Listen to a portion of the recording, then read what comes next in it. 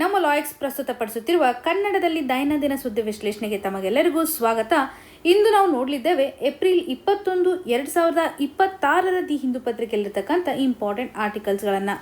ಚರ್ಚೆಯ ಮೊದಲನೇ ಆರ್ಟಿಕಲ್ ಅನ್ನು ನೋಡುವಂಥದ್ದಾದರೆ, India's forests could nearly double carbon storage by 2100 study finds. ಈ ಒಂದು ಇಶ್ಯೂ ನಮಗೆ GS ಪೇಪರ್ 3 ನಡಿಯಲ್ಲಿ ಎನ್ವಿರಾನ್ಮೆಂಟ್ ಸೆಕ್ಷನ್ಗೆ ಸಂಬಂಧಪಟ್ಟಂತೆ ಕ್ಲೈಮೇಟ್ ಚೇಂಜ್ ಆಸ್ಪೆಕ್ಟ್ ಆಗಿರಬಹುದು ಹಾಗೂ ಭಾರತದಲ್ಲಿ ಒಂದು ಕಾರ್ಬನ್ ಸ್ಟೋರೇಜ್ ಎಷ್ಟು ಮಟ್ಟಿಗಿದೆ ಅನ್ನುವಂಥ ಲಿಂಕ್ ಅನ್ನು ಇಲ್ಲಿ ಮಾಡ್ತಾ ಇದ್ದಾರೆ. ಒಂದು ಪಬ್ಲಿಕೇಶನ್ ಕಾಣಬಹುದು, ಎನ್ವಿರಾನ್ಮೆಂಟ್ ರಿಸರ್ಚ್ ಕ್ಲೈಮೇಟ್. ಈ ಒಂದು ಪಬ್ಲಿಕೇಶನ್ ನಲ್ಲಿರುವಂತಹ ಫೈಂಡಿಂಗ್ಸ್ ಅನ್ನ ಆರ್ಟಿಕಲ್ ಅಲ್ಲಿ ಮೆನ್ಷನ್ ಮಾಡ್ತಾ ಇದ್ದಾರೆ. ಭಾರತದಲ್ಲಿರುವಂತಹ ಒಂದು ಫಾರೆಸ್ಟ್ಗಳು ತಮ್ಮ ಒಂದು ಸ್ಟೋರೇಜ್ ಕೆಪಾಸಿಟಿಯನ್ನ ಹೆಚ್ಚು ಮಾಡಲಿದ್ದಾವೆ. ಅದರಲ್ಲೂ 2100 ಅಷ್ಟೊತ್ತಿಗೆ ಭಾರತದ ಫಾರೆಸ್ಟ್ಗಳು ಕಾರ್ಬನ್ ಸ್ಟೋರೇಜ್ ಅನ್ನ ಡಬಲ್ ಮಾಡಿದಾವೆ ಅನ್ನುವಂಥದ್ದನ್ನ ಫೈಂಡಿಂಗ್ಸ್ ನಡೆಯಲ್ಲಿ ಕಾಣ್ತಾ ಇದ್ದಾವೆ. ಇವಾಗ ಕಾರ್ಬನ್ ಸ್ಟೋರೇಜ್ ಇನ್ಕ್ರೀಸ್ ಆಗಬೇಕು ಅಂತಂದ್ರೆ ಕಾರಣಗಳು ಏನಿರುತ್ತೆ? ಕಾರ್ಬನ್ ಎಮಿಷನ್ ಸಹ ಇಂಪಾರ್ಟೆಂಟ್ ಆಗುತ್ತೆ. ಬಿಕಾಸ್ ಪ್ಲಾಂಟ್ಸ್ಗಳ ಒಂದು ಫೋಟೋಸಿಂಥಸಿಸ್ ಕ್ರಿಯೆಯನ್ನು ನೋಡಿದಾಗ ಕಾರ್ಬನ್ ಡೈಆಕ್ಸೈಡ್ ಅನ್ನು ಯುಟಿಲೈಸ್ ಮಾಡ್ಕೊಳ್ಳೋದ್ರ ಮುಖಾಂತರನೇ ಅವುಗಳು ಏನು ಮಾಡ್ತವೆ? ಆಹಾರಗಳನ್ನು ತಯಾರಿಕೆ ಮಾಡ್ತವೆ ಅಲ್ವಾ? ಆಹಾರವನ್ನು ತಯಾರಿಕೆ ಮಾಡುವಂಥ ಹಂತದಲ್ಲಿ ಕಾರ್ಬನ್ ಡೈಆಕ್ಸೈಡ್ನ ಇಂಪಾರ್ಟೆನ್ಸ್ ಅನ್ನು ಕಾಣ್ತಾ ಇದ್ದೇವೆ. ಆದರೆ ಆಪ್ಟಿಮಲ್ ಕಾನ್ಸಂಟ್ರೇಷನ್ ಅಲ್ಲಿ ಇರಬೇಕು. ಹೆಚ್ಚಿನ ಪ್ರಮಾಣದಲ್ಲಿ ಇದ್ರೂ ಕೂಡ ಪ್ಲಾಂಟ್ಸ್ಗಳಿಗೆ ಇದು ಹಾರ್ಮನ್ನು ಕ್ರಿಯೇಟ್ ಮಾಡುತ್ತೆ. ಈ ಒಂದು ಹಂತದಲ್ಲಿ ಲೋ ಎಮಿಷನ್ ಇದ್ರೆ ಈ ಒಂದು ಕಂಡೀಷನ್ ಆಗ 35% ಅಷ್ಟು ಪ್ರೊಡಕ್ಟಿವಿಟಿಯನ್ನು ನಾವು ಎನ್ಶೋರ್ ಮಾಡಬಹುದು. ಕಾರ್ಬನ್ ಸ್ಟೋರೇಜ್ ಎಷ್ಟು ಮಟ್ಟಿಗೆ ಆಗುತ್ತೆ ಲೋ ಎಮಿಷನ್ ಇದ್ದಿರುವಂತಹ ಹಂತದಲ್ಲಿ. ಹಾಗೆ ಮೀಡಿಯಂ ಆಗಿರತಕ್ಕಂಥ ಒಂದು ಕಾರ್ಬನ್ ಡೈಆಕ್ಸೈಡ್ ಎಮಿಷನ್ ಇತ್ತಂದ್ರೆ ನಿಯರ್ಲಿ 62% ಅಷ್ಟು ಏನಾಗಬಹುದು? ಒಂದು ಪ್ರೊಡಕ್ಟಿವಿಟಿ ಎನ್ಹಾನ್ಸ್ ಆಗಬಹುದು. ಆದರೆ ಕಾರ್ಬನ್ ಬಯೋಮಾಸ್ಗೆ ಸಂಬಂಧಪಟ್ಟಂತೆ ಇಲ್ಲಿ ಎಂಫೋಸಿಸ್ ಮಾಡ್ತಾ ಇದ್ದಾರೆ. ಈ ಒಂದು ರಿಸರ್ಚ್ನ ಆಧಾರದ ಮೇಲೆ ನಾವು ನೋಡುವಂಥದ್ದಾದ್ರೆ ಯಾವ ರೀತಿಯಾಗಿ ಕಾರ್ಬನ್ ಬಯೋಮಾಸ್ ಎನ್ಹಾನ್ಸ್ ಆಗುತ್ತೆ, ಕಾರ್ಬನ್ ಡೈಆಕ್ಸೈಡ್ನ ಒಂದು ಎಮಿಷನ್ ಎಷ್ಟು ಮಟ್ಟಿಗೆ ಇಂಪ್ಯಾಕ್ಟ್ ಅನ್ನು ಕ್ರಿಯೇಟ್ ಮಾಡುತ್ತೆ. ಹೈ ಎಮಿಷನ್ ಕಂಡೀಷನ್ ಇದ್ದಾಗ ನಿಯರ್ಲಿ 97% ಅಷ್ಟು ಒಂದು ಪ್ರೊಡಕ್ಟಿವಿಟಿ ಕಾರ್ಬನ್ ಬಯೋಮಾಸ್ ಎನ್ಹಾನ್ಸ್ ಆಗಲಿದೆ ಬೈ 2100 ಅನ್ನುವಂಥ ಒಂದು ಪ್ರೆಡಿಕ್ಷನ್ ಅನ್ನ ಮಾಡ್ತಾ ಇದ್ದಾರೆ. ಮೇಜರ್ ಎಕ್ಸೆಲರೇಷನ್ ಏನಿದೆಯಲ್ಲ 2050 ನಡಿನಲ್ಲಿ ಎನ್ಹಾನ್ಸ್ ಆಗ್ತಕ್ಕಂಥ ಒಂದು ಸಾಧ್ಯತೆ ಇದೆ ಅಂತ ಕೆಲವೊಂದಿಷ್ಟು ರೀಜನ್ಸ್ಗಳನ್ನು ಸಹ ಇಲ್ಲಿ ಕನೆಕ್ಟ್ ಮಾಡ್ತಾ ಇದ್ದಾರೆ. ಹೈಯೆಸ್ಟ್ ಇನ್ಕ್ರೀಸ್ ಯಾವ ರೀಜನ್ ನಡಿಯಲ್ಲಿ ಆಗಬಹುದು? ಅರಿಡ್ ಹಾಗೂ ಸೆಮಿ ಅರಿಡ್ ರೀಜನ್ಸ್ಗಳಂತ ನಾವು ನೋಡಿದಾಗ ರಾಜಸ್ಥಾನ್, ಗುಜರಾತ್, ಮಧ್ಯಪ್ರದೇಶದಲ್ಲಿ ಆಗತಕ್ಕಂಥ ಒಂದು ಸಾಧ್ಯತೆ ಇದೆ. ವೆಜಿಟೇಷನ್ ಹೆಚ್ಚಾಗುವಂಥ ಸಾಧ್ಯತೆ ಇದೆ. ವೆಜಿಟೇಷನ್ ಕಾರ್ಬನ್ ಹೆಚ್ಚಾಗುವಂಥ ಸಾಧ್ಯತೆ ಇದೆ ಅಂದಾಗ ನಿಯರ್ಲಿ 60% ಅಷ್ಟು ರೈಸ್ ಆಗುವಂಥ ಸಾಧ್ಯತೆ ಇದೆ ಅನ್ನುವಂಥ ಎಕ್ಸ್ಪೆಕ್ಟೇಷನ್ಸ್ ಅನ್ನ ಇಲ್ಲಿ ಕಾಣಬಹುದು. ಮಾಡರೇಟ್ ಇನ್ಕ್ರೀಸ್ ಅಂತ ಬಂದಾಗ ಪರ್ಟಿಕ್ಯುಲರ್ಲಿ ಟ್ರಾನ್ಸ್ ಹಿಮಾಲಯ ರೀಜನ್ಸ್ ಆಗಿರ್ಬೋದು, ಗ್ಯಾಂಜೆಟಿಕ್ ಪ್ಲೇನ್ ಆಗಿರ್ಬೋದು, ಡೆಕ್ಕನ್ ಪ್ಲಾಟಿನಲ್ಲಿ ಮಾಡರೇಟ್ ಆಗಿರತಕ್ಕಂಥ ಇನ್ಕ್ರೀಸ್. ಕಡಿಮೆ ಪ್ರಮಾಣದಲ್ಲಿ ಎಲ್ಲಿ ಇನ್ಕ್ರೀಸ್ ಆಗಬಹುದು ಅಂತಂದ್ರೆ ವೆಸ್ಟರ್ನ್ ಘಾಟ್ ಆಗಿರ್ಬೋದು ಹಾಗೂ ಹಿಮಾಲಯನ್ ರೀಜನ್ ಅಲ್ಲಿ ಆಲ್ರೆಡಿ ಒಂದು ಕ್ಲೈಮೆಟಿಕ್ ಸ್ಟ್ರೆಸ್ ಇದೆ, ಎಕಲಾಜಿಕಲ್ ಸ್ಯಾಚುರೇಷನ್ ಇರತಕ್ಕಂಥ ಹಂತದಲ್ಲಿ ಇಲ್ಲಿ ಅಷ್ಟೊಂದು ಕಾರ್ಬನ್ ಮಾಸ್ ಇನ್ಕ್ರೀಸ್ ಆಗದೆ ಇರುವಂಥ ಸ್ಥಿತಿಗತಿಗಳನ್ನ ಕಾಣ್ತಾ ಇದ್ದೇವೆ. ಇಲ್ಲಿರುವಂತಹ ಒಂದು ರಿಸರ್ಚ್ ನಮಗೆ ಕ್ಲಾರಿಟಿಯನ್ನು ಯಾವ ರೀತಿಯಾಗಿ ಕೊಡ್ತಾ ಇದೆ ಅಂದ್ರೆ, ಇವಾಗ ಕಾರ್ಬನ್ ಡೈಆಕ್ಸೈಡ್ನ ಒಂದು ಕಾನ್ಸಂಟ್ರೇಷನ್ ಹೆಚ್ಚಾಗ್ತಾ ಇರೋದ್ರಿಂದ ಫೋಟೋಸಿಂಥಸಿಸ್ ಆಕ್ಟಿವಿಟೀಸ್ಗಳು ಹೆಚ್ಚಾಗ್ತಾ ಹೋಗುತ್ತೆ. ಹಾಗಾಗಿ ಕಾರ್ಬನ್ ಡೈಆಕ್ಸೈಡ್ನ ಕಾನ್ಸಂಟ್ರೇಷನ್ ವೆರಿ ವೆರಿ ಇಂಪಾರ್ಟೆಂಟ್. ಇದರಿಂದಾಗಿ ಫಾರೆಸ್ಟ್ ಪ್ರೊಡಕ್ಟಿವಿಟಿ ಎನ್ಹಾನ್ಸ್ ಆಗ್ತಾ ಹೋಗುತ್ತೆ. ಪ್ರಪ್ರಥಮವಾಗಿರ್ತಕ್ಕಂಥ ಕಾರಣ ಅಂತಂದ್ರೆ ಫೋಟೋಸಿಂಥಸಿಸ್ ಆಕ್ಟಿವಿಟಿ ಇಲ್ಲಿ ಎನ್ಹಾನ್ಸ್ ಆಗ್ತಾ ಇರುವಂಥದ್ದು. ಅಗೇನ್ ರೇನ್ಫಾಲ್ ಕೂಡ ಇನ್ಕ್ರೀಸ್ ಆಗುವಂಥ ಒಂದು ಸಾಧ್ಯತೆ ಇರುತ್ತೆ. ರೇನ್ಫಾಲ್ ಇನ್ಕ್ರೀಸ್ ಆಗಿರುವಂಥ ಹಂತದಲ್ಲಿ ಮಾಯಿಶ್ಚರು ಸಹ ಹೆಚ್ಚಾಗ್ತಕ್ಕಂಥ ಕಂಡೀಷನ್ ಅನ್ನ ಕಾಣ್ತೇವೆ. ರೇನ್ಫಾಲ್ ಸಹ ಒಂದು ಮಾಯಿಶ್ಚರ್ ಅವೈಲಬಿಲಿಟಿಗೆ ಡಿಟರ್ಮೈನಿಂಗ್ ಫ್ಯಾಕ್ಟರ್ ಅಂತ ಹೇಳ್ಬೋದು. ಇಲ್ಲಿ ಫಾರೆಸ್ಟ್ ಗ್ರೋತ್ ಏನಿದೆಯಲ್ಲ ಸ್ಲೋ ಆಗ್ತಾ ಇದೆ, ಲ್ಯಾಗ್ ಎಫೆಕ್ಟ್ ಅನ್ನ ತೋರಿಸ್ತಾ ಇದೆ. ಆದರೂ ಕೂಡ ಒಂದು ಬಯೋಮಾಸ್ ಅಕ್ಯುಮುಲೇಟ್ ಆಗ್ತಾ ಹೋಗ್ತಾ ಇರೋದನ್ನ ಕಾಣ್ತಾ ಇದೀವಿ. Over a period of time ಅಥವಾ ಗ್ರಾಜುವಲಿ ಬಯೋಮಾಸ್ನ ಒಂದು ಅಕ್ಯುಮುಲೇಷನ್ ಅನ್ನ ಕಾಣಬಹುದು. ಉಡಿ ಬೇಸ್ಡ್ ಆಗಿರ್ತಕ್ಕಂಥ ಬಯೋಮಾಸ್ ಅಕ್ಯುಮುಲೇಷನ್ ಆಗ್ತಾ ಹೋಗುತ್ತೆ. ಇದರಿಂದ ನಮ್ಮ ಒಂದು ಕಾರ್ಬನ್ ಸ್ಟೋರೇಜ್ ಡಬಲ್ ಆಗುವಂತ ಒಂದು ಸಾಧ್ಯತೆ ಇದೆ. ಅಗೇನ್ ಕಾರ್ಬನ್ನ ಒಂದು ಪ್ರಮಾಣ ಹೆಚ್ಚಾಗ್ತಾ ಇದೆ ಅನ್ನುವಂಥ ಹಂತದಲ್ಲಿ ಹೆಲ್ದಿ ಫಾರೆಸ್ಟ್ ಅಂತ ಇಂಡಿಕೇಟ್ ಮಾಡುತ್ತಾ ಅನ್ನುವಂಥ ಪ್ರಶ್ನೆಗಳನ್ನು ಕಾಣಬಹುದು. ಇವಾಗ ಫಾರೆಸ್ಟ್ಗೆ ಸಂಬಂಧಪಟ್ಟಂಥ ರಿಸ್ಕ್ಗಳನ್ನು ಕಾಣ್ತಾ ಇದ್ದೀವಿ. ಡಿಫಾರೆಸ್ಟೇಷನ್ ಆಗಿರ್ಬೋದು, ಲ್ಯಾಂಡ್ ಯೂಸೇಜ್ ನಡಿಯಲ್ಲಿ ಬದಲಾವಣೆ ಆಗ್ತಾ ಇದೆ. ಅಗ್ರಿಕಲ್ಚರ್ ಎಕ್ಸ್ಪಾನ್ಷನ್ನ ಆಧಾರದ ಮೇಲೆ ಫಾರೆಸ್ಟ್ ಲ್ಯಾಂಡನ್ನು ನಾನ್ ಫಾರೆಸ್ಟ್ ಲ್ಯಾಂಡ್ ಆಗಿ ನಾವು ಕನ್ವರ್ಟ್ ಮಾಡ್ತಾ ಇದ್ದೇವೆ. ವೈಲ್ಡ್ ಫೈರ್ಸ್ಗಳನ್ನು ಕಾಣ್ಬೋದು. ಕ್ಲೈಮೇಟ್ ಚೇಂಜ್ನಿಂದ ಆಗಿರ್ತಕ್ಕಂಥ ಇಂಪ್ಯಾಕ್ಟ್ನಿಂದಾಗಿ, ಎಕ್ಸ್ಟ್ರೀಮ್ ಆಗಿರ್ತಕ್ಕಂಥ ಒಂದು ಹೀಟ್ನಿಂದಾಗಿನೂ ಕೂಡ ವೈಲ್ಡ್ ಫೈರ್ಸ್ಗಳು ಆಗ್ತಾ ಇರುವಂಥದ್ದು. ಹೀಟ್ ವೇವ್ಸ್ನ ಒಂದು ಇಂಪ್ಯಾಕ್ಟನ್ನು ಕಾಣ್ತಾ ಇದೀವಲ್ವಾ, ಹಾಗೂ ಡ್ರಾಟ್ ಕಂಡೀಷನ್ಸನ್ನು ಕಾಣ್ತಾ ಇದ್ದೀವಿ. ಕ್ಲೈಮೇಟ್ ಚೇಂಜನ್ನು ನಾವು ನೋಡಿದಾಗ ಡೆನ್ಸ್ ಫಾರೆಸ್ಟನ್ನು ಡಿಸ್ಟೆಬಿಲೈಸ್ ಮಾಡ್ತಾ ಇದೆ. ಇದು ಬಿಗ್ಗೆಸ್ಟ್ ಕನ್ಸರ್ನ್ ಅಂತ ಹೇಳ್ಬೋದು, ಬಿಗ್ಗೆಸ್ಟ್ ಚಾಲೆಂಜ್ ಅಂತ ಹೇಳ್ಬೋದು. ಹಾಗಾಗಿ ಕಾರ್ಬನ್ ರಿಲೀಸ್ ಅಂತ ಬಂದಾಗ ನಾವು ಕೇವಲ ಒಂದು ಸ್ಟೋರೇಜ್ಗೆ ಸಂಬಂಧಪಟ್ಟಂತೆ ಮಾತ್ರ ಇಲ್ಲಿ ಫೋಕಸ್ ಮಾಡುವಂಥದ್ದಲ್ಲ ಅಲ್ವಾ. ಇಲ್ಲಿ ಪಾಸಿಬಲ್ ರಿಸ್ಕ್ಗಳು ಯಾವ ರೀತಿಯಾಗಿದೆ ಇವುಗಳನ್ನು ನಾವು ತಡೆಗಟ್ಟಬೇಕು. ಇವುಗಳಿಗೆ ಸಂಬಂಧಪಟ್ಟಂತೆ ಬದಲಾವಣೆಯನ್ನು ಮಾಡಬೇಕು, ಇನಿಷಿಯೇಟಿವ್ ಅನ್ನು ತೆಗೆದುಕೊಳ್ಬೇಕು. ಪಾಲಿಸಿ ಲೆವೆಲಲ್ಲಿ ಗ್ಯಾಪ್ಗಳಿದ್ದಾವೆ. ಫಾರೆಸ್ಟ್ ಸರ್ವೆ ಆಫ್ ಇಂಡಿಯಾ ಒಂದು ಎಸ್ಟಿಮೇಷನ್ ಆಧಾರದ ಮೇಲೆ ನಾವು ನೋಡಿದಾಗ ಪರ್ಟಿಕ್ಯುಲರ್ಲಿ ಎಲ್ಲ ರೀತಿಯಾದಂಥ ಒಂದು ಡಿಸ್ಟರ್ಬೆನ್ಸನ್ನು ನಾವು ಕ್ಯಾಪ್ಚರ್ ಮಾಡ್ತಾ ಇಲ್ಲ. ಕರೆಂಟ್ ಮಾಡೆಲ್ಸ್ಗಳು ಯಾವ ರೀತಿಯಾಗಿ ಪ್ರಾಬ್ಲಮ್ಗಳು ಆಗ್ತಾ ಇದಾವೆ ಅಂತ ಕ್ಯಾಪ್ಚರ್ನು ಸಹ ಮಾಡ್ತಾ ಇಲ್ಲ ಅಂತ ಇಲ್ಲಿ ಹೈಲೈಟ್ ಮಾಡ್ತಾ ಇದ್ದಾರೆ. ಹಾಗೆ ರಿಸ್ಕ್ಗಳನ್ನು ಅನಲೈಸ್ ಮಾಡುವಂಥದ್ದು, ಇದಕ್ಕೆ ಸಂಬಂಧಪಟ್ಟಂತ ಸೊಲ್ಯೂಷನ್ಸ್ ಅನ್ನ ಫೈಂಡ್ ಔಟ್ ಮಾಡೋದು ಅತಿ ಮುಖ್ಯವಾಗಿದೆ. ಇನ್ನು ಭಾರತದಲ್ಲಿರುವಂತಹ ಫಾರೆಸ್ಟ್ ಅಥವಾ ಟ್ರೀ ಕವರ್ ಎಷ್ಟು ಮಟ್ಟಿಗಿದೆ ಅನ್ನುವಂಥದ್ದನ್ನು ನೋಡೋದಾದ್ರೆ, ನಮ್ಮ ಒಟ್ಟಾರೆ ಜಿಯೋಗ್ರಫಿಕಲ್ ಏರಿಯಾ ಅಂತ ಬಂದಾಗ ಇದರಡಿನಲ್ಲಿ ಎಷ್ಟು ಮಟ್ಟಿಗೆ ಫಾರೆಸ್ಟ್ ಕವರ್ ಇದೆ ಅಂತ ISFR ಡೇಟಾನಲ್ಲಿ ಕಾಣಬಹುದು. ISFR ರಿಪೋರ್ಟ್ನ ಆಧಾರದ ಮೇಲೆ 2023ನಲ್ಲಿ ಹೈಲೈಟ್ ಮಾಡಿರೋ ಪ್ರಕಾರ ನಿಯರ್ಲಿ 24.62% ಇರೋದನ್ನ ಕಾಣ್ತಾ ಇದ್ದೇವೆ. So India state of forest report ನಡಿನಲ್ಲಿ ಫಾರೆಸ್ಟ್ ಸರ್ವೆ ಆಫ್ ಇಂಡಿಯಾನ ಮುಖಾಂತರ ಈ ಒಂದು ರಿಪೋರ್ಟ್ ಅನ್ನು ಅನೌನ್ಸ್ ಮಾಡಲಾಗುತ್ತೆ. ಹಾಗೂ NDC ನಡಿಯಲ್ಲಿ ಭಾರತದ ಒಂದು ಟಾರ್ಗೆಟ್ ಯಾವ ರೀತಿ ಆಗಿದೆ ಅಂತಲೂ ಸಹ ನಿಮಗೆ ಕ್ಲಿಯರ್ ಆಗಿರಬೇಕು. ರೀಸೆಂಟ್ ಆಗಿ NDC ನಡಿಯಲ್ಲಿ ಇರುವಂತಹ ಟಾರ್ಗೆಟ್ ಅನ್ನು ರಿವೈಸ್ ಮಾಡಿದ್ದಾರೆ. ಅದರಲ್ಲೂ ಕಾರ್ಬನ್ ಸಿಂಕ್ಗೆ ಸಂಬಂಧಪಟ್ಟಂತೆ ಈ ಮೊದಲು 2030 ಒಳಗಾಗಿ 2.5 to 3 ಬಿಲಿಯನ್ ಟನ್ ಅಷ್ಟು ಹೊಂದಬೇಕು ಅನ್ನುವಂಥ ಟಾರ್ಗೆಟ್ ಇತ್ತು. ಆದರೆ ಇವಾಗ 2035 ಒಳಗಾಗಿ 3.5 to 4 ಬಿಲಿಯನ್ ಟನ್ ಅಷ್ಟು, ಅಂದರೆ ಒಂದು ರೇಂಜ್ನ ಆಧಾರದ ಮೇಲೆ 3.5 to 4 ಬಿಲಿಯನ್ ಟನ್ ಅಷ್ಟು ಒಂದು ಕಾರ್ಬನ್ ಸಿಂಕ್ ಅನ್ನು ಹೊಂದಬೇಕು ಅನ್ನುವಂಥ ಟಾರ್ಗೆಟ್ ಅನ್ನು ಕಾಣ್ತಾ ಇದ್ದೇವೆ. ಸೊ ಪ್ರಸ್ತುತವಾಗಿ ಒಂದು ಫಾರೆಸ್ಟ್ ಕಾರ್ಬನ್ ಸ್ಟಾಕ್ ಅಂತ ಬಂದಾಗ ಆಸ್ ಪರ್ ದಿ ISFR ಡೇಟಾನ ಆಧಾರದ ಮೇಲೆ ನಿಯರ್ಲಿ 7204 ಮಿಲಿಯನ್ ಟನ್ ಅಷ್ಟು ಕಾಣ್ತಾ ಇದ್ದೇವೆ. ಸೊ ಇದರ ಆಧಾರದ ಮೇಲೆ ನಾವು ಕಾಣ್ಬೋದು ಎಷ್ಟು ಮಟ್ಟಿಗೆ ನಾವು ಟಾರ್ಗೆಟ್ ಅನ್ನು ರೀಚ್ ಮಾಡಬೇಕಾಗಿದೆ ಅಂತ. ಸೊ ಮಿಲಿಯನ್ ಟನ್ಗಳ ಇರುವಂಥದ್ದನ್ನು 3.5 to ಬಿಲಿಯನ್ ಟನ್ ಅಷ್ಟು ಏರಿಕೆ ಮಾಡಬೇಕು ಅನ್ನುವಂಥ ಟಾರ್ಗೆಟ್ ಅನ್ನು ಹಾಕೊಂಡಿದೆ ಬೈ 2035 ಅಂತ. ಇವಾಗ ಅನದರ್ ಟಾರ್ಗೆಟ್ಸ್ಗಳನ್ನು NDC ನಡಿಯಲ್ಲೇ ಕಾಣ್ತೇವೆ. ಇನ್ನೂ 2 ಟಾರ್ಗೆಟ್ಗಳಿದ್ದಾವೆ. ಯಾವ ರೀತಿಯಂಥ ಟಾರ್ಗೆಟ್ಗಳನ್ನು NDC ನಡಿಯಲ್ಲಿ ಅನೌನ್ಸ್ ಮಾಡಿದ್ದೇವೆ ರೀಸೆಂಟ್ ಆಗಿ ಅಂತ ಕಮೆಂಟಲ್ಲಿ ಮೆನ್ಷನ್ ಮಾಡಿ. Very important for prelims. ಇನ್ನು ಮುಂದಿನ ಆರ್ಟಿಕಲ್ಗೆ ಶಿಫ್ಟ್ ಆಗುವಂಥದ್ದಾದರೆ, the strategic vulnerability in India's LPG supply model. ಈ ಒಂದು ಇಶ್ಯೂ ನಮಗೆ GS ಪೇಪರ್ 3 ನಡಿಯಲ್ಲಿ ಎನರ್ಜಿ ಸೆಕ್ಯೂರಿಟಿ ಆಸ್ಪೆಕ್ಟ್ನ ಆಧಾರದ ಮೇಲೆ ಆಗಿರ್ಬೋದು, GS ಪೇಪರ್ 2 ನಡಿಯಲ್ಲಿ ಗವರ್ನೆನ್ಸ್ ಸೆಕ್ಷನ್ಗೆ ಸಂಬಂಧಪಟ್ಟಂತೆ ಕನೆಕ್ಟ್ ಆಗುತ್ತೆ. ಭಾರತದಲ್ಲಿ LPG ಸಪ್ಲೈ ವಲ್ನರಬಿಲಿಟಿಯನ್ನು ನಾವು ಫೇಸ್ ಮಾಡ್ತಾ ಇದ್ದೇವೆ. ಈ ಒಂದು ಹಂತದಲ್ಲಿ ಆರ್ಟಿಕಲ್ ಅನ್ನು ಕಾಣಬಹುದು. ಇಲ್ಲಿ ಒಂದು ಸ್ಟ್ರಕ್ಚರಲ್ ಮಿಸ್ ಮ್ಯಾಚ್ ಅನ್ನು ಕಾಣ್ತಾ ಇದ್ದೇವೆ ಅಂತ ಆಥರ್ ಅವರು ಹೈಲೈಟ್ ಮಾಡ್ತಾ ಇದ್ದಾರೆ. ಮೊದಲ ಹಂತದಲ್ಲಿ ಡಿಮ್ಯಾಂಡ್ ಅನ್ನು ನಾವು ಮೀಟ್ ಮಾಡ್ತಾ ಇಲ್ಲ. ಸೊ ಡಿಮ್ಯಾಂಡ್ ಅಂತ ಬಂದಾಗ ನಿಯರ್ಲಿ 33 ಮಿಲಿಯನ್ ಟನ್ ಅಷ್ಟು ಪರ್ ಇಯರ್ನ ಆಧಾರದ ಮೇಲೆ ನಮಗಿರುವಂಥ ರಿಕ್ವೈರ್ಮೆಂಟ್, ಹಾಗೂ ಡೊಮೆಸ್ಟಿಕ್ ಲೆವೆಲಲ್ಲಿ ನಾವು ಯಾವ ರೀತಿಯಂಥ ಪ್ರೊಡಕ್ಷನನ್ನು ಮಾಡ್ತಾ ಇದ್ದೀವಿ ಅಂತ ಬಂದಾಗ ನಿಯರ್ಲಿ 40% ಅಷ್ಟು ಪ್ರೊಡಕ್ಷನ್ ಮಾತ್ರ ಮಾಡ್ತಾ ಇದ್ದೇವೆ. ಇಂಪೋರ್ಟ್ ಮಾಡ್ಕೊಳ್ತಕ್ಕಂಥ ಹಂತದಲ್ಲಿ 60% ಅಷ್ಟು ಇಂಪೋರ್ಟನ್ನು ಮಾಡ್ಕೊಳ್ತಾ ಇದ್ದೀವಿ. ಆನ್ಯುವಲ್ ಬೇಸಿಸ್ನ ಆಧಾರದ ಮೇಲೆ ನಿಯರ್ಲಿ 33 ಮಿಲಿಯನ್ ಟನ್ಸ್ ರಿಕ್ವೈರ್ಮೆಂಟ್ಸ್ ಇದೆ. ಈ ಒಂದು ಟನ್ ಅಡಿಯಲ್ಲಿ 40% ಭಾರತನೇ ಪ್ರೊಡಕ್ಷನ್ನ ಮಾಡ್ತಾ ಇದೆ, 60% ಅಷ್ಟು ಇಂಪೋರ್ಟನ್ನು ಮಾಡ್ಕೊಳ್ತಾ ಇದೆ. ಹಾಗಾಗಿ ನಾವು ಹೆಚ್ಚಿನ ಪ್ರಮಾಣದಲ್ಲಿ ಇಂಪೋರ್ಟ್ ಮಾಡ್ಕೊಳ್ಳೋದ್ರ ಮುಖಾಂತರ ನಮ್ಮ ಒಂದು ಡೊಮೆಸ್ಟಿಕ್ ನೀಡನ್ನು ಫುಲ್ಫಿಲ್ ಮಾಡ್ತಾ ಇದ್ದೇವೆ. LPG ಸ್ಟ್ರಾಟಜಿಕಲಿ ತುಂಬ ಸೆನ್ಸಿಟಿವ್ ಯಾಕೆ ಆಗುತ್ತೆ ಅನ್ನೋದಾದರೆ, ಇವಾಗ ನಾವು ಇಂಪೋರ್ಟ್ ಮಾಡ್ಕೊಳ್ಳೇಬೇಕು ಅನ್ನುವಂಥ ಸ್ಥಿತಿಗತಿಗಳನ್ನು ಯಾಕೆ ಕಾಣ್ತಾ ಇದ್ದೀವಿ ಅಂದರೆ, ನಿಯರ್ಲಿ 90% ಅಷ್ಟು LPGಯನ್ನು ಕುಕಿಂಗ್ ಪರ್ಪಸ್ಗೋಸ್ಕರ ಯೂಸ್ ಮಾಡ್ತಾ ಇದ್ದಾರಲ್ವಾ. ಇದರ ಆಧಾರದ ಮೇಲೆ ಹೌಸ್ ಹೋಲ್ಡ್ಗೆ ಸಂಬಂಧಪಟ್ಟಂಥ ಒಂದು ಫ್ಯೂಯಲ್ ನೀಡನ್ನು ಇದು ಫುಲ್ಫಿಲ್ ಮಾಡ್ತಾ ಇದೆ. ಪ್ರೈಮರ್ಲಿ ಇದು ನಮಗೆ ತುಂಬ ಇಂಪಾರ್ಟೆಂಟ್. ಇವಾಗ ಕ್ರೂಡ್ ಆಯಿಲ್ ಅಂತ ಬಂದಾಗ ಇದಕ್ಕೆ ಸಂಬಂಧಪಟ್ಟಂತೆ ಸಬ್ಸ್ಟಿಟ್ಯೂಟನ್ನು ನಾವು ಕಾಣ್ಬೋದು. ಶಾರ್ಟ್ ಟರ್ಮಲ್ಲಿ ಏನಾದರೂ ಆಲ್ಟರ್ನೇಟಿವನ್ನು ಫೈಂಡ್ ಮಾಡ್ಬೋದು. ಆದರೆ ಇದು ಡೈರೆಕ್ಟಾಗಿ ಇಂಪ್ಯಾಕ್ಟನ್ನು ಮಾಡುತ್ತೆ.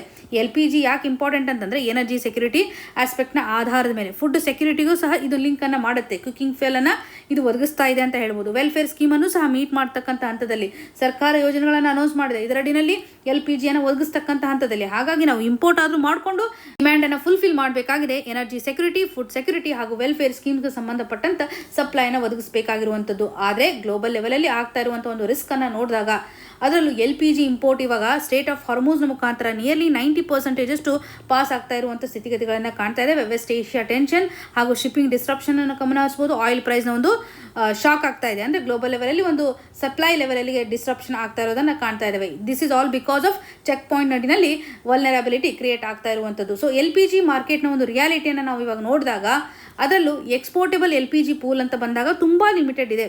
ಅದರಲ್ಲೂ ಕಾನ್ಸಂಟ್ರೇಟೆಡ್ ಇದೆ ಅಂತ ಹೇಳ್ಬೋದು. ಮೇಜರ್ ಕನ್ಸ್ಯೂಮರ್ಸ್ಗಳು ಎಲ್ಲಿದ್ದಾರೆ ಅನ್ನೋದಾದರೆ ಚೈನಾ ಆಗಿರ್ಬೋದು, ಇಂಡಿಯಾ ಆಗಿರ್ಬೋದು. ಚೈನಾದಲ್ಲಿ ನಿಯರ್ಲಿ 26% ಅಷ್ಟು ಕನ್ಸಂಪ್ಷನ್ ಆಗ್ತಾ ಇದೆ LPGಗೆ ಸಂಬಂಧಪಟ್ಟಂತೆ.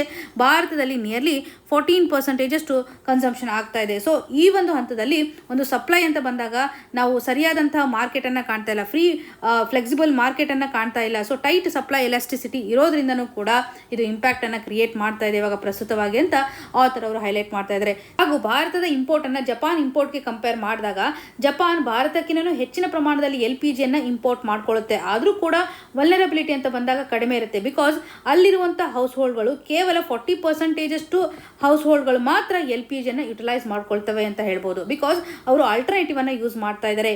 ಸಿಟಿ ಗ್ಯಾಸ್ ಆಗಿರ್ಬೋದು ಅಥವಾ ಒಂದು ಎಲೆಕ್ಟ್ರಿಸಿಟಿ ಸಂಬಂಧಪಟ್ಟಂತೆ ಯುಟಿಲೈಸೇಷನ್ ಮಾಡೋದ್ರ ಮುಖಾಂತರ LPG ಮೇಲೆ ಹೆಚ್ಚಿನ ಪ್ರಮಾಣದಲ್ಲಿ ಒಂದು ಡಿಪೆಂಡೆನ್ಸಿ ಇಲ್ಲ ಅಂತ ಹೇಳ್ಬೋದು. ಸ್ಟೋರೇಜ್ನ ಒಂದು ಬಫರ್ ಅಂತ ಬಂದಾಗ ನಿಯರ್ಲಿ 108 ಡೇಸ್ ಅಷ್ಟು ಸ್ಟೋರೇಜ್ ಬಫರನ್ನು ಹೊಂದಿದ್ದಾರೆ ಅವರು. ಸೊ ಜಪಾನ್ನ ಮಾಡೆಲನ್ನು ನಾವು ನೋಡಿದಾಗ ಅವರು ಒಂದು ಎನರ್ಜಿ ರಿಸೋರ್ಸಸ್ ಅಂತ ಬಂದಾಗ ಡೈವರ್ಸಿಫಿಕೇಷನನ್ನು ಎನ್ಶೋರ್ ಮಾಡ್ತಾ ಇದ್ದಾರೆ, ಪ್ಲಸ್ ಸ್ಟೋರೇಜನ್ನು ಸಹ ಹೊಂದಿದ್ದಾರೆ.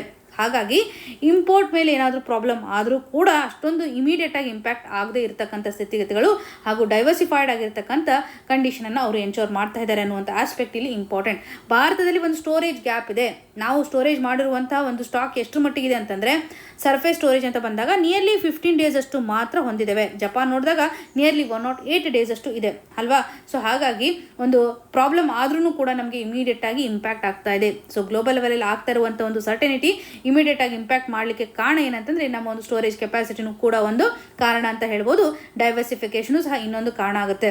ಸೊ ಇಲ್ಲಿ ಸ್ಟ್ರಕ್ಚರಲ್ ಪ್ರಾಬ್ಲಮನ್ನು ಕಾಣ್ತಾ ಇದ್ದೇವೆ. ಹೌಸ್ ಹೋಲ್ಡ್ಗಳು ಹೆಚ್ಚಿನ ಪ್ರಮಾಣದಲ್ಲಿ LPG ಮೇಲೆ ಒಂದು ಡಿಪೆಂಡೆನ್ಸಿಯನ್ನು ತೋರಿಸ್ತಾ ಇದ್ದಾವೆ.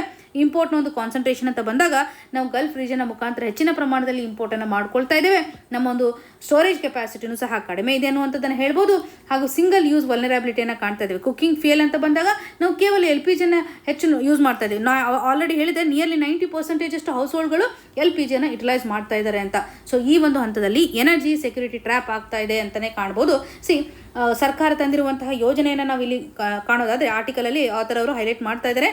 ಪ್ರಧಾನಮಂತ್ರಿ ಉಜ್ವಲ ಯೋಜನೆ ನಡಿನಲ್ಲಿ ಸರ್ಕಾರ LPG ಕನೆಕ್ಷನನ್ನು ಎನ್ಹಾನ್ಸ್ ಮಾಡಬೇಕು ಅನ್ನುವಂತಹ ನಿಟ್ಟಿನಲ್ಲಿ ಡೆಪಾಸಿಟ್ ಫ್ರೀ LPG ಕನೆಕ್ಷನನ್ನು ಪ್ರೊವೈಡ್ ಮಾಡಬೇಕು ಪುವರ್ ಹೌಸ್ ಹೋಲ್ಡ್ಗಳಿಗೆ ಅನ್ನುವಂಥದ್ದು. ಹಾಗೂ ಮಹಿಳೆಯರಿಗೆ ಸಂಬಂಧಪಟ್ಟಂತೆ ಹೆಲ್ತ್ನೂ ಸಹ ಇಂಪ್ರೂವೈಸ್ ಆಗಬೇಕು ಅನ್ನುವಂಥ ಇಂಟೆನ್ಷನನ್ನು ಇಟ್ಕೊಂಡು 2016ರಲ್ಲಿ ಈ ಒಂದು ಯೋಜನೆಯನ್ನು ಲಾಂಚ್ ಮಾಡಿರ್ತಾರೆ. ಪ್ರಧಾನಮಂತ್ರಿ ಉಜ್ವಲ ಯೋಜನೆ 2.0 ಏನಿದೆಯಲ್ಲ 2021ರಲ್ಲಿ ಕಾಣ್ಬೋದು. ಸೊ ಈ ಒಂದು ಯೋಜನೆಗೆ ಸಂಬಂಧಪಟ್ಟಂತ ನೋಡಲ್ ಮಿನಿಸ್ಟ್ರಿ ಯಾವುದಿದೆ ಅಂತ ಕಮೆಂಟ್ ಸೆಕ್ಷನ್ಲಿ ಮೆನ್ಷನ್ ಮಾಡಿ. Very very important. ಈ ಒಂದು ಯೋಜನೆ ನಿಯರ್ಲಿ 9.6+ ಕ್ರೋರ್ ಅಷ್ಟು LPG ಕನೆಕ್ಷನನ್ನು ಎನ್ಶೂರ್ ಮಾಡಿದ್ದಾರೆ. 2014ರ ಒಂದು ಸ್ಥಿತಿಗತಿಗಳನ್ನು ನೋಡಿದಾಗ LPG ಕವರೇಜ್ 55% ಇತ್ತು. ಪ್ರಸ್ತುತವಾಗಿ ಈ ಒಂದು ಯೋಜನೆ ಮುಖಾಂತರ 99% ಅಷ್ಟು LPG ಕನೆಕ್ಷನ್ನ ಕಾಣ್ತಾ ಇದ್ದೇವೆ. ರಿಫಿಲ್ಗೆ ಸಂಬಂಧಪಟ್ಟಂಥ ಒಂದು ಅಫೋರ್ಡಬಿಲಿಟಿ ಪ್ರಾಬ್ಲಮು ಸಹ ಕ್ರಿಯೇಟ್ ಆಗ್ತಾ ಇರುವಂಥದ್ದನ್ನು ಕಾಣ್ಬೋದು. ಸೊ ಡಿಮ್ಯಾಂಡ್ ಪ್ರೆಷರ್ ಇತ್ತು ಹಾಗೂ ಇಂಪೋರ್ಟ್ನ ಒಂದು ಪ್ರೆಷರು ಸಹ ಇದು ಕ್ರಿಯೇಟ್ ಮಾಡಿದೆ ಅಂತ ಹೇಳ್ಬೋದು. ಇವಾಗ ಪಹಲ್ ಯೋಜನೆಯನ್ನು ನೋಡ್ಬೋದಲ್ವಾ. ಪಹಲ್ ಯೋಜನೆ ನಡಿನಲ್ಲೂ ಸಹ ಡೈರೆಕ್ಟ್ ಬೆನಿಫಿಟ್ ಟ್ರಾನ್ಸ್ಫರ್ನ ಮಾಡಬೇಕು LPGಗೆ ಸಂಬಂಧಪಟ್ಟಂತೆ ಅಂತ ಕಾಣ್ಬೋದು. ಸೊ ಇಲ್ಲಿ LPG ಸಬ್ಸಿಡಿಯನ್ನು ಒದಗಿಸಬೇಕು ಅನ್ನುವಂಥ ನಿಟ್ಟಿನಲ್ಲಿ ಡೈರೆಕ್ಟಾಗಿ ಯಾರು ಬೆನಿಫಿಷರೀಸ್ ಇರ್ತಾರಲ್ಲ ಅವರ ಒಂದು ಬ್ಯಾಂಕ್ ಅಕೌಂಟ್ಗೆ ಟ್ರಾನ್ಸ್ಫರ್ ಮಾಡಬೇಕು ಅನ್ನುವಂಥ ನಿಟ್ಟಿನಲ್ಲಿ DBTಯ ಮುಖಾಂತರ ಈ ಒಂದು ಸ್ಕೀಮ್ ನಡಿನಲ್ಲಿ ಡೈರೆಕ್ಟ್ ಆಗಿ ಅಮೌಂಟನ್ನು ಟ್ರಾನ್ಸ್ಫರ್ ಮಾಡಿದ್ದಾರೆ. ಸೊ ಇದರ ಮುಖಾಂತರ ಲೀಕೇಜನ್ನು ತಡೆಗಟ್ಟಬಹುದು, ಡುಪ್ಲಿಕೇಟ್ ಕನೆಕ್ಷನ್ಸ್ ಅನ್ನು ಸಹ ತಡೆಗಟ್ಟಲಿಕ್ಕೆ ಸಾಧ್ಯತೆ ಇದೆ ಅನ್ನುವಂಥದ್ದನ್ನು ಕಾಣಬಹುದು. ಅಗೇನ್ ಸಿಟಿ ಗ್ಯಾಸ್ ಡಿಸ್ಟ್ರಿಬ್ಯೂಷನ್ ನೆಟ್ವರ್ಕ್ನ ಆಧಾರದ ಮೇಲೆ ಪೈಪ್ಡ್ ನ್ಯಾಚುರಲ್ ಗ್ಯಾಸಸ್ ಅನ್ನು ಒದಗಿಸಬೇಕು ಅನ್ನುವಂಥ ನಿಟ್ಟಿನಲ್ಲಿ ಹೌಸ್ ಹೋಲ್ಡ್ಗಳಿಗೆ ಪೈಪ್ಡ್ ನ್ಯಾಚುರಲ್ ಗ್ಯಾಸಸ್ ಅನ್ನು ಒದಗಿಸಬೇಕು, ಎಕ್ಸ್ಪ್ಯಾನ್ಷನ್ ಅನ್ನು ಮಾಡಬೇಕು ಅನ್ನುವಂತಹ ನಿಟ್ಟಿನಲ್ಲಿ ಸಿಟಿ ಗ್ಯಾಸ್ ಡಿಸ್ಟ್ರಿಬ್ಯೂಷನ್ ನೆಟ್ವರ್ಕ್ ಅನ್ನು petroleum and natural gas regulatory board implement ಮಾಡಿದೆ ಅಂತ ಹೇಳ್ಬೋದು. ಈ ಒಂದು ಯೋಜನೆ ಮುಖಾಂತರ ಹೌಸ್ ಹೋಲ್ಡ್ಗಳಿಗೆ ಇರತಕ್ಕಂಥ ಒಂದು ರಿಕ್ವೈರ್ಮೆಂಟ್ ಅನ್ನು ಸಹ ಫುಲ್ಫಿಲ್ ಮಾಡಿದೆ. Petroleum and natural gas regulatory ಬೋರ್ಡ್ನ ಮುಖಾಂತರ ಇನಿಷಿಯೇಟಿವ್ ಅನ್ನು ತೆಗೆದುಕೊಂಡಿರುವಂಥದ್ದು. ಸೊ ಇಲ್ಲಿ ಕ್ಲೀನ್ ಅರ್ಬನ್ ಎನರ್ಜಿಯನ್ನು ಪ್ರಮೋಟ್ ಮಾಡ್ತಕ್ಕಂಥ ಹಂತದಲ್ಲಿ ಆದರೆ ಇದಕ್ಕೆ ಸಂಬಂಧಪಟ್ಟಂಥ ಚಾಲೆಂಜಸ್ಗಳನ್ನು ಸಹ ಕಾಣ್ತಾ ಇದ್ದೇವೆ. ಇನ್ಫ್ರಾಸ್ಟ್ರಕ್ಚರ್ ಕಾಸ್ಟ್ ಸಹ ಹೆಚ್ಚಾಗುತ್ತೆ ಅಂತ ಹೇಳ್ಬೋದು. ಹಾಗೂ ರೂರಲ್ ಏರಿಯಾದಾಗೂ ಸಹ ಅಷ್ಟೊಂದು ರೀಚ್ ಇಲ್ಲದೆ ಇರತಕ್ಕಂಥ ಸ್ಥಿತಿಗತಿಗಳನ್ನು ಕಾಣ್ತಾ ಇದ್ದೇವೆ. ಅಗೇನ್ ಕಾಂಪ್ರೆಸ್ಡ್ ಬಯೋಗ್ಯಾಸಸ್ ಅನ್ನು ಪ್ರಮೋಟ್ ಮಾಡ್ತಕ್ಕಂಥ ಹಂತದಲ್ಲಿ CBG ಅಂತ ಕರೀತಾರೆ. ಕಾಂಪ್ರೆಸ್ಡ್ ಬಯೋಗ್ಯಾಸ್ನ ಒಂದು ಪ್ರೊಡಕ್ಷನ್ ಅನ್ನು ಎನ್ಹಾನ್ಸ್ ಮಾಡಬೇಕು ಅನ್ನುವಂಥ ನಿಟ್ಟಿನಲ್ಲಿ ಸರ್ಕಾರ sustainable alternative towards affordable transportation ಆಧಾರದ ಮೇಲೆ ಒಂದು ಇನಿಷಿಯೇಟಿವ್ ಅನ್ನು ತೆಗೆದುಕೊಂಡು ಬಂದಿದ್ದಾರೆ. So very very important. ಎಲ್ಲ ಯೋಜನೆಗಳನ್ನು ಸಹ ನಾವು ಎಕ್ಸಾಮಿನೇಷನ್ ಪರ್ಸ್ಪೆಕ್ಟಿವ್ ಅಲ್ಲಿ ಅದರಲ್ಲೂ ಪ್ರಿಲಿಮ್ಸ್ ಅಲ್ಲಿ ಕನೆಕ್ಟ್ ಮಾಡಬೇಕಾಗುತ್ತೆ. ಕಾಂಪ್ರೆಸ್ಡ್ ಬಯೋಗ್ಯಾಸ್ ಅನ್ನು ಡೆವಲಪ್ ಮಾಡ್ತಕ್ಕಂಥ ಹಂತದಲ್ಲಿ ನಿಯರ್ಲಿ 5,000 ಅಷ್ಟು ಕಾಂಪ್ರೆಸ್ಡ್ ಬಯೋಗ್ಯಾಸ್ ಪ್ಲಾಂಟ್ಸ್ ಗಳನ್ನು ಡೆವಲಪ್ ಮಾಡುವಂತಹ ಟಾರ್ಗೆಟ್ ಅನ್ನು ಹಾಕೊಂಡಿದ್ದಾರೆ. ಇದರ ಮುಖಾಂತರ ಅಲ್ಟರ್ನೇಟಿವ್ ಕ್ಲೀನ್ ಫ್ಯೂಯಲ್ ಅನ್ನು ಪಡೆದುಕೊಳ್ಳಲಿಕ್ಕೆ ಸಾಧ್ಯತೆ ಇದೆ. ರೂರಲ್ ಏರಿಯಾದಲ್ಲಿ LPG ಡಿಪೆಂಡೆನ್ಸಿ ಹೆಚ್ಚಾಗ್ತಾ ಇದೆಯಲ್ಲ, ಇದನ್ನು ರೆಡ್ಯೂಸ್ ಮಾಡೋಕ್ಕಂತಾನೆ ಕಾಂಪ್ರೆಸ್ಡ್ ಬಯೋಗ್ಯಾಸ್ ಅನ್ನು ಡೆವಲಪ್ ಮಾಡುವಂಥ ಹಂತದಲ್ಲಿ again national bio energy mission ಕೂಡ ಇಂಪಾರ್ಟೆಂಟ್ ಆಗುತ್ತೆ. ಇದರಡಿನಲ್ಲಿ ಬಯೋಮಾಸ್ ಬೇಸ್ಡ್ ಆಗಿರ್ತಕ್ಕಂಥ ಫ್ಯೂಯಲ್ ಅನ್ನು ಡೆವಲಪ್ ಮಾಡಬೇಕು, ವೇಸ್ಟ್ ಎನರ್ಜಿಯನ್ನು ಡೆವಲಪ್ ಮಾಡಬೇಕು ಅನ್ನುವಂಥ ಹಂತದಲ್ಲಿ LPG ಕನ್ಸಂಪ್ಷನ್ಗೆ ಸಂಬಂಧಪಟ್ಟಂತ ಪ್ರೆಷರ್ ಅನ್ನು ತಡೆಗಟ್ಟಲಿಕ್ಕೆ ಸಾಧ್ಯತೆ ಇದೆ. ಸೊ ಪ್ರಸ್ತುತವಾಗಿರ್ತಕ್ಕಂಥ ಪ್ರಾಬ್ಲಮ್ಗೆ ನ್ಯೂ ಎಮರ್ಜಿಂಗ್ ಸೊಲ್ಯೂಷನ್ ಅಂತಂದ್ರೆ ಎಲೆಕ್ಟ್ರಿಕ್ ಕುಕಿಂಗ್ ಅನ್ನು ಅಳವಡಿಸಿಕೊಳ್ಳೋದ್ರ ಮುಖಾಂತರ ಇಂಡಕ್ಷನ್ ಸೋಲಾರ್ ಹೈಬ್ರಿಡ್ಗಳನ್ನು ಅಳವಡಿಸ್ಕೊಳ್ಳೋದ್ರ ಮುಖಾಂತರ ಗ್ರೀನ್ ಹೈಡ್ರೋಜನ್ನು ಕೂಡ ಒಂದು ಪೊಟೆನ್ಷಿಯಲ್ ಕುಕಿಂಗ್ ಫ್ಯೂಯಲ್ ಆಗಿ ಫ್ಯೂಚರ್ ಡೇಸ್ನಲ್ಲಿ ಕನ್ವರ್ಟ್ ಆಗುವಂಥ ಸಾಧ್ಯತೆ ಇದೆ. ಇದಕ್ಕೆ ಸಂಬಂಧಪಟ್ಟಂತೆಯೂ ಸಹ ನಾವು ಫೋಕಸ್ ಮಾಡಬೇಕು. ಸ್ಮಾರ್ಟ್ ಮೀಟರಿಂಗ್ ಮಾಡೋದ್ರ ಮುಖಾಂತರ ಎನರ್ಜಿ ಎಫಿಷಿಯನ್ಸಿಯನ್ನು ಎನ್ಶೋರ್ ಮಾಡೋದು ಸಹ ಇಲ್ಲಿ ಇಂಪಾರ್ಟೆಂಟ್ ಆಗುತ್ತೆ. ಮುಂದಿನ ಆರ್ಟಿಕಲ್ಗೆ ಶಿಫ್ಟ್ ಆಗುವಂಥದ್ದಾದರೆ puzzle of missing urgency around learning. ಈ ಒಂದು ಇಶ್ಯೂ ನಮಗೆ GS ಪೇಪರ್ 2 ನಡಿನಲ್ಲಿ ಎಜುಕೇಷನ್ ಸಿಸ್ಟಮ್ಗೆ ಸಂಬಂಧಪಟ್ಟಂತೆ ಕನೆಕ್ಟ್ ಆಗುವಂಥದ್ದು. ಭಾರತದಲ್ಲಿ ಎಜುಕೇಷನ್ ಅಂತ ಬಂದಾಗ ಎಕ್ಸೆಸಿಬಲ್ ಪ್ರಾಬ್ಲಮ್ ಅನ್ನು ಹೊಂದಿದೆ, ಇದರೊಂದಿಗೆ ಲರ್ನಿಂಗ್ ಕ್ರೈಸಿಸ್ ಅನ್ನು ಸಹ ಫೇಸ್ ಮಾಡ್ತಾ ಇದೆ ಅನ್ನುವಂಥದ್ದನ್ನು ಆಥರ್ ಅವರು ಹೈಲೈಟ್ ಮಾಡ್ತಾ ಇದ್ದಾರೆ. ಸರ್ಕಾರ ಪಾಲಿಸೀಸ್ಗಳನ್ನು ತೆಗೆದುಕೊಂಡು ಬರ್ತಾ ಇದೆ, ಫಂಡಿಂಗ್ ಅನ್ನು ಸಹ ಸರಿಯಾಗಿ ಮಾಡ್ತಾ ಇದೆ, ಆದರೂ ಕೂಡ ಲರ್ನಿಂಗ್ ಔಟ್ಕಮ್ ಅಂತ ಬಂದಾಗ ಇಟ್ ರಿಮೇನ್ಸ್ ಪುವರ್ ಅನ್ನುವಂಥದ್ದನ್ನು ಆಥರ್ ಅವರು ಇಲ್ಲಿ ಹೇಳ್ತಾ ಇದ್ದಾರೆ. ಈ ಒಂದು ಪುವರ್ ಕಂಡೀಷನ್ ಅನ್ನು ಸಪೋರ್ಟ್ ಮಾಡ್ಲಿಕ್ಕಂತಾನೆ ಏಸರ್ ರಿಪೋರ್ಟ್ ಅಲ್ಲಿರುವಂತಹ ಹೈಲೈಟ್ಸ್ಗಳನ್ನು ಫೈಂಡಿಂಗ್ಗಳನ್ನು ಆಥರ್ ಅವರು ಎವಿಡೆನ್ಸ್ ಆಗಿ ಕನ್ಸಿಡರ್ ಮಾಡ್ತಾ ಇದ್ದಾರೆ. ASER report annual status of education ರಿಪೋರ್ಟ್ನ ಆಧಾರದ ಮೇಲೆ 5th ಸ್ಟ್ಯಾಂಡರ್ಡ್ ಅಲ್ಲಿರ್ತಕ್ಕಂಥ ಸ್ಟೂಡೆಂಟು ಗ್ರೇಡ್ 2 ಅಲ್ಲಿರುವಂತಹ ಟೆಕ್ಸ್ಟ್ ಬುಕ್ ಅನ್ನು ಓದಲಿಕ್ಕೆ ಫೇಲ್ ಆಗ್ತಾ ಇರುವಂಥದ್ದು. ಹಾಗಾಗಿ ಒಂದು ನ್ಯೂಮರಸಿ ಸ್ಕಿಲ್ಗಳು ವೀಕ್ ಇದೆ ಅನ್ನೋದನ್ನು ಹೇಳ್ಬೋದು. ಸ್ಕೂಲಿಂಗ್ ಅಂತ ಬಂದಾಗ ಇದು ಲರ್ನಿಂಗ್ ಅನ್ನು ಎನ್ಶೋರ್ ಮಾಡುತ್ತೆ ಅನ್ನುವಂಥ ಕಾನ್ಸೆಪ್ಟ್ ಅಲ್ಲ. Schooling is not equal to learning. ಇಲ್ಲಿ ನಾವು ಒಂದು ಲ್ಯಾಕ್ ಆಫ್ ಅರ್ಜೆನ್ಸಿಯನ್ನು ಯಾಕೆ ಕಾಣ್ತಾ ಇದ್ದೇವೆ? ಪಾಲಿಸಿ ಅಂತ ಬಂದಾಗ ಇಲ್ಲಿ ಪ್ರಾಬ್ಲಮ್ ಅನ್ನು ರಿಕಗ್ನೈಸ್ ಮಾಡಬೇಕು, ಅಂದಾಗ ಮಾತ್ರ ಪಾಲಿಸೀಸ್ಗಳು ಸಕ್ಸಸ್ ಆಗುತ್ತೆ. ಪ್ರಾಬ್ಲಮ್ ಅನ್ನು ರಿಕಗ್ನೈಸ್ ಮಾಡಿದಾಗ ಇದನ್ನು ನಾವು ನಂಬಬೇಕು, ಯಾವ ರೀತಿ ಅಂತ ಪ್ರಾಬ್ಲಮ್ ಇದೆ, ಇದರ ಆಧಾರದ ಮೇಲೆ ನಾವು ಆ್ಯಕ್ಷನ್ ಅನ್ನು ತೆಗೆದುಕೊಳ್ಬೇಕು, ಅಂದಾಗ ಮಾತ್ರ ನಾವು ಒಂದು ಲರ್ನಿಂಗ್ ಅನ್ನು ಎನ್ಶೋರ್ ಮಾಡಲಿಕ್ಕೆ ಸಾಧ್ಯತೆ ಇದೆ. ಈ ಒಂದು ಲರ್ನಿಂಗ್ ಕ್ರೈಸಿಸ್ ಏನಿದೆಯಲ್ಲ ಇದು ಇನ್ವಿಸಿಬಲ್ ಇದೆ. ಓಕೆ, ಸರಿಯಾದಂಥ ಒಂದು ಅಂಡರ್ಸ್ಟ್ಯಾಂಡಿಂಗು ಸಹ ಇಲ್ಲ. ನಾವು ಅಂಡರ್ ಎಸ್ಟಿಮೇಷನ್ನು ಸಹ ಮಾಡ್ತಾ ಇದ್ದೇವೆ.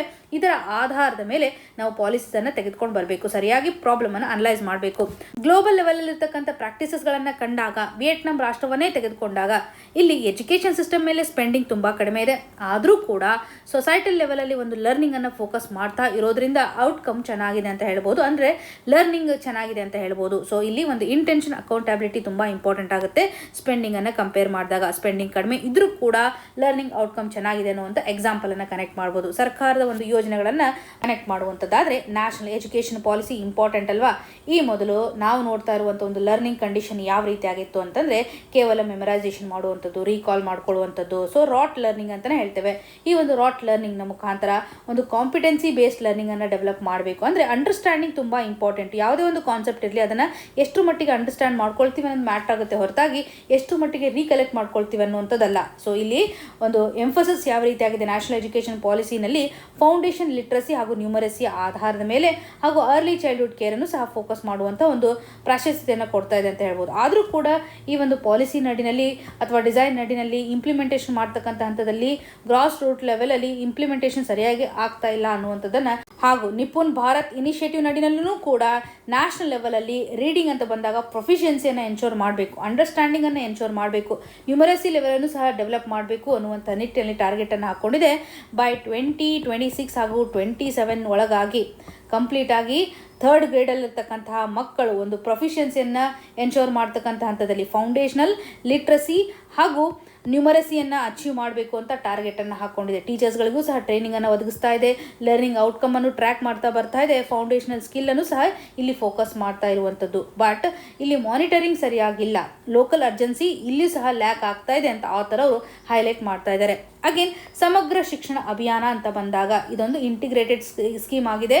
ಇದರಡಿನಲ್ಲಿನೂ ಸಹ ಪ್ರೀ ಪ್ರೈಮರಿಯಿಂದ ಕ್ಲಾಸ್ 12th ಅನ್ನು ಸಹ ಒಂದು ಫೋಕಸನ್ನು ಮಾಡ್ತಾ ಇರುವಂಥದ್ದು. ಅಂದರೆ ಈ ಒಂದು ಸಮಗ್ರ ಶಿಕ್ಷಣ ಅಭಿಯಾನದ ಅಡಿಯಲ್ಲಿ ಫೋಕಸ್ ಮಾಡ್ತಾ ಇರೋದು ಪ್ರಪ್ರಥಮವಾಗಿ ಇನ್ಫ್ರಾಸ್ಟ್ರಕ್ಚರ್ನ ಡೆವಲಪ್ ಮಾಡಬೇಕು, ಟೀಚರ್ ರಿಕ್ರೂಟ್ಮೆಂಟ್ ಆಗಿರ್ಬೋದು, ಡಿಜಿಟಲ್ ಎಜುಕೇಷನ್ ಒದಗಿಸ್ತಕ್ಕಂಥ ಹಂತದಲ್ಲಿ. ಇದೊಂದು ಇನ್ಪುಟ್ ಬೇಸ್ಡ್ ಆಗಿರುವಂತಹ ಯೋಜನೆ ಆಗಿದೆ. ಇಲ್ಲಿ ಒಂದು ಲರ್ನಿಂಗ್ ಔಟ್ಕಮನ್ನು ಎನ್ಶೋರ್ ಮಾಡ್ತಾ ಇಲ್ಲ, ಕೇವಲ ಒಂದು ಇನ್ಫ್ರಾಸ್ಟ್ರಕ್ಚರ್ ಟ್ರೈನಿಂಗ್ ಆಧಾರದ ಮೇಲೆ, ಡಿಜಿಟಲ್ ಎಜುಕೇಷನ್ ಆಧಾರದ ಮೇಲೆ ನಾವು ಫೋಕಸನ್ನು ಮಾಡ್ತಾ ಇರುವಂಥದ್ದು. ಅಂದರೆ lack of learning outcome focus ಅನ್ನುವಂಥದ್ದನ್ನು ಇಲ್ಲಿಯೂ ಕನೆಕ್ಟ್ ಮಾಡ್ಬೋದು. ಅಗೇನ್ ಪ್ರಧಾನಮಂತ್ರಿ ಶ್ರೀ ಸ್ಕೂಲ್ ಯೋಜನೆಯನ್ನು ನೋಡಿದಾಗ ನ್ಯಾಷನಲ್ ಎಜುಕೇಷನ್ ಪಾಲಿಸಿಗೆ ಅಲೈನ್ ಆಗುವಂತೆ ಮಾಡೆಲ್ ಶಾಲೆಗಳನ್ನು ಡೆವಲಪ್ ಮಾಡುವಂಥದ್ದು. ಇದರಡಿಯಲ್ಲೂ ಸಹ ಸಿಸ್ಟಮ್ಯಾಟಿಕ್ ಆಗಿರುವಂಥ ಕ್ರೈಸಿಸನ್ನು ಅಡ್ರೆಸ್ ಮಾಡಲಿಕ್ಕೆ ಆಗಿಲ್ಲ, ಲಿಮಿಟೆಡ್ ಸ್ಕೇಲ್ನಲ್ಲಿ ಈ ಒಂದು ಯೋಜನೆಯನ್ನು ಲಾಂಚ್ ಮಾಡಿದ್ದಾರೆ. ಕ್ರೈಸಿಸನ್ನು ನಾವು ಪರ್ಸಿಸ್ಟೆಂಟ್ ಆಗಿ ಫೇಸ್ ಮಾಡ್ತಾ ಬರ್ತಾ ಇದ್ದೇವೆ. ಬಿಕಾಸ್ ಇವಾಗ ನಾವು ಹಂಗರನ್ನು ಈಸಿಯಾಗಿ ಡಿಟೆಕ್ಟ್ ಮಾಡಬಹುದು, ಆದರೆ ಲರ್ನಿಂಗ್ ಡೆಫಿಸಿಟನ್ನು ಡಿಟೆಕ್ಟ್ ಮಾಡೋದು ತುಂಬ ಹಾರ್ಡ್ ಆಗ್ತಾ ಇದೆ. ಇನ್ವಿಸಿಬಲ್ ನೇಚರನ್ನು ಇದು ಹೊಂದಿದೆ ಅಂತ ಹೇಳ್ಬೋದು. ವೀಕ್ ಆಗಿರುವಂಥ ಒಂದು ಅಕೌಂಟಬಿಲಿಟಿಯನ್ನು ಇಲ್ಲಿ ಇಲ್ಲಿ ಕಾಣ್ತಾ ಇದ್ದೇವೆ. ಸ್ಟೂಡೆಂಟ್ಸ್ಗಳಾಗಿರ್ಬೋದು, ಪ್ಯಾರೆಂಟ್ಸ್ಗಳಾಗಿರ್ಬೋದು ಒಂದು ಅಕೌಂಟಬಿಲಿಟಿಯನ್ನು ಎನ್ಶೋರ್ ಮಾಡ್ತಾ ಇಲ್ಲ. ಲರ್ನಿಂಗ್ಗೆ ಸಂಬಂಧಪಟ್ಟಂತೆಯೂ ಸಹ ಅವರು ಧ್ವನಿಯನ್ನು ಎತ್ತಾ ಇಲ್ಲ. ಅಸೆಸ್ಮೆಂಟ್ ಟೂಲ್ಸ್ಗಳನ್ನು ಸಹ ನಾವಿಲ್ಲಿ ಕಾಣ್ತಾ ಇಲ್ಲ. ಸೊ ಇಲ್ಲಿ ಒಂದು ಟೀಚರ್ ಹಾಗೂ ಅಡ್ಮಿನ್ ಡಾಮಿನೇಟ್ ಆಗಿರುವಂಥ ಸಿಸ್ಟಮ್ ಅನ್ನು ಹೊಂದಿದ್ದೇವೆ ಅಂತ ಕಾಣ್ಬೋದು. ಇನ್ಪುಟ್ ವರ್ಸಸ್ ಔಟ್ಕಮ್ ಬಯಾಸ್ ಅನ್ನು ನಾವು ನೋಡಿದಾಗ ನಾವು ಕೇವಲ ಬಿಲ್ಡಿಂಗ್ ಡೆವಲಪ್ ಮಾಡಬೇಕು, ಟಾಯ್ಲೆಟ್ಸ್ ಡೆವಲಪ್ ಮಾಡ್ಬೋದು, ಎನ್ರೋಲ್ಮೆಂಟ್ಗೆ ಸಂಬಂಧಪಟ್ಟಂತೆ ಫೋಕಸ್ ಮಾಡ್ತಾ ಇದ್ದೇವೆ ಹೊರತಾಗಿ ರೀಡಿಂಗ್ ಎಬಿಲಿಟಿಯನ್ನು ಇಗ್ನೋರ್ ಮಾಡ್ತಾ ಇದ್ದೇವೆ. ಕಾಂಪ್ರಿಹೆನ್ಷನ್ ಸ್ಕಿಲ್ಲಿಂಗ್ ಅನ್ನ ಮಿಸ್ ಮಾಡ್ತಾ ಇದ್ದೇವೆ. ಪವರ್ ಅಸಿಮೆಟ್ರಿ ಅಂತ ಬಂದಾಗೂ ಕೂಡ ಸೆಂಟ್ರಲೈಸ್ಡ್ ಡಿಸಿಷನ್ ಮೇಕಿಂಗ್ ಕಂಡೀಷನ್ ಅನ್ನ ಕಾಣ್ತಾ ಇದ್ದೇವೆ. ಲೋಕಲ್ ಗವರ್ನೆನ್ಸ್ ಸಹ ತುಂಬಾ ಕಡಿಮೆ ಇರೋದನ್ನ ಗಮನಿಸಬಹುದು. ಸೊ ಒಟ್ಟಾರೆಯಾಗಿ ಒಂದು ಸೊಲ್ಯೂಷನ್ ಅನ್ನ ಆಥರ್ ಅವರು ಇಲ್ಲಿ ಎಂಫೋಸಿಸ್ ಮಾಡ್ತಾ ಇದ್ದಾರೆ. ಲರ್ನಿಂಗ್ ಅನ್ನ ವಿಸಿಬಲ್ ಆಗಿ ನಾವು ಮಾಡಬೇಕು. ಲರ್ನಿಂಗ್ ಅಸೆಸ್ಮೆಂಟ್ ಅನ್ನ ವಿಲೇಜ್ ಲೆವೆಲ್ ಅಲ್ಲಿ ತೆಗೆದುಕೊಂಡು ಬರೋದ್ರ ಮುಖಾಂತರ ಆಗಿರ್ಬೋದು. ಅಕೌಂಟಬಿಲಿಟಿಯನ್ನು ಇಲ್ಲಿ ಎನ್ಶೋರ್ ಮಾಡಬೇಕು. ಪೇರೆಂಟ್ಸ್ ಗಳನ್ನ ಎಂಪವರ್ ಮಾಡೋದ್ರ ಮುಖಾಂತರ, ಸ್ಕೂಲ್ ಮ್ಯಾನೇಜ್ಮೆಂಟ್ ಕಮಿಟೀಸ್ ಗಳನ್ನ ಡೆವಲಪ್ ಮಾಡೋದ್ರ ಮುಖಾಂತರ ಇವುಗಳೆಲ್ಲವನ್ನ ಎಂಪವರ್ ಮಾಡ್ತಾ ಬರಬೇಕು ಅನ್ನುವಂಥದ್ದು. ಸೊ ಟೀಚರ್ಗೂ ಸಹ ಒಂದು ಸಪೋರ್ಟ್ ಅನ್ನು ಕೊಡಬೇಕು. ಕೇವಲ ಒಂದು ಮಾನಿಟರಿಂಗ್ ಮಾಡೋದಷ್ಟೇ ಅಲ್ಲ, ಕಂಟಿನ್ಯೂಸ್ ಆಗಿ ಟ್ರೈನಿಂಗ್ ಮಾಡೋದ್ರ ಮುಖಾಂತರ ಆಗಿರ್ಬೋದು. ಅಡ್ಮಿನಿಸ್ಟ್ರೇಷನ್ ಬರ್ಡನ್ ಏನಿದೆಯಲ್ಲ ಟೀಚರ್ ಮೇಲೆ ಅದನ್ನು ಸಹ ರೆಡ್ಯೂಸ್ ಮಾಡಬೇಕಾಗತ್ತೆ. ಹಾಗಾಗಿ ಟೀಚರ್ಸ್ಗಳು ಲರ್ನಿಂಗ್ಗೆ ಸಂಬಂಧಪಟ್ಟಂತೆ ಫೋಕಸ್ ಅನ್ನ ಮಾಡಬಹುದು. ಔಟ್ಕಮ್ ಬೇಸ್ಡ್ ಆಗಿರುವಂತಹ ಗವರ್ನೆನ್ಸ್ ಅನ್ನ ಇಲ್ಲಿ ತೆಗೆದುಕೊಂಡು ಬರಬೇಕಾಗತ್ತೆ. ಲರ್ನಿಂಗ್ ಔಟ್ಕಮ್ ಅನ್ನ ಫೋಕಸ್ ಮಾಡೋದ್ರ ಮುಖಾಂತರ ಬಿಹೇವಿಯರಲ್ ಚೇಂಜ್ ಅನ್ನು ಸಹ ಮಾನಿಟರ್ ಮಾಡ್ತಾ ಬರಬೇಕು. ಸ್ಕೂಲಿಂಗ್ ನಡೆಯಲ್ಲಿ ಯಾವ ರೀತಿ ಅಂತ ಮೈಂಡ್ ಸೆಟ್ ಇದೆ, ಲರ್ನಿಂಗ್ ಅನ್ನ ಫೋಕಸ್ ಮಾಡ್ತಾ ಇದೆನಾ ಅಂತ ಅನಲೈಸ್ ಮಾಡ್ತಾ ಬರುವಂಥದ್ದು. ಎಕ್ಸಾಮಿನೇಷನ್ ಪರ್ಸ್ಪೆಕ್ಟಿವ್ ನಡೆಯಲ್ಲಿ ಎಜುಕೇಷನ್ ಪಾಲಿಸಿ ಅಂತ ಬಂದಾಗ ಈ ಒಂದು ಇಶ್ಯೂ ಇಂಪಾರ್ಟೆಂಟ್ ಆಗುತ್ತೆ. ಗವರ್ನೆನ್ಸ್ ಆಸ್ಪೆಕ್ಟ್ನ ಆಧಾರದ ಮೇಲೆ, ಹ್ಯೂಮನ್ ಕ್ಯಾಪಿಟಲ್ ಫಾರ್ಮೇಷನ್ ಆಧಾರದ ಮೇಲೆ ಲರ್ನಿಂಗ್ ಎಷ್ಟು ಮಟ್ಟಿಗೆ ಇಂಪಾರ್ಟೆಂಟು ಅಂತಲೂ ಸಹ ನಾವಿಲ್ಲಿ ಮಾಡ್ಬೋದು. ಹಾಗಾಗಿ ಲರ್ನಿಂಗ್ ಪವರ್ಟಿಯನ್ನು ಇಲ್ಲಿ ಕಾಣ್ತಾ ಇದ್ದೇವೆ. ಲರ್ನಿಂಗ್ ಕ್ರೈಸಿಸ್ಗೆ ಸಂಬಂಧಪಟ್ಟಂತ ಪ್ರಾಬ್ಲಮ್ಸ್ಗಳು ಏನಿದಾವೆ, ಸೊಲ್ಯೂಷನ್ಸ್ ಏನಿದಾವೆ ಅನ್ನುವಂಥ ಕ್ಲಾರಿಟಿ ನಮಗಿಲ್ಲಿ ಇಂಪಾರ್ಟೆಂಟ್. ಇವತ್ತಿನ ಪ್ರಶ್ನೆಯನ್ನು ನೋಡೋದಾದ್ರೆ, which of the following best describes a carbon sink? Option A ನಡೆಯಲ್ಲಿ a source that emits carbon dioxide. Option B a system that absorbs more carbon than it emits. Option C a process of burning fossil fuels. Option D a type of greenhouse gas. ಈ 4 option ನಡೆಯಲ್ಲಿ carbon sink ಅನ್ನು describe ಮಾಡ್ತಕ್ಕಂಥ option ಯಾವುದಿದೆ ಅಂತ ಕಮೆಂಟಲ್ಲಿ mention ಮಾಡಿ. ನಿಮಗೇನೇ concern ಇದ್ರೂ ಕೂಡ ಕಮೆಂಟ್ನ ಮುಖಾಂತರ ತಿಳಿಸಿಕೊಡಿ ಅಂತ ಹೇಳ್ತಾ ಮತ್ತೆ ಮುಂದೆ ಸಂಚಿಕೆಯಲ್ಲಿ ಸಿಗೋಣ. All the very best. ಧನ್ಯವಾದಗಳು.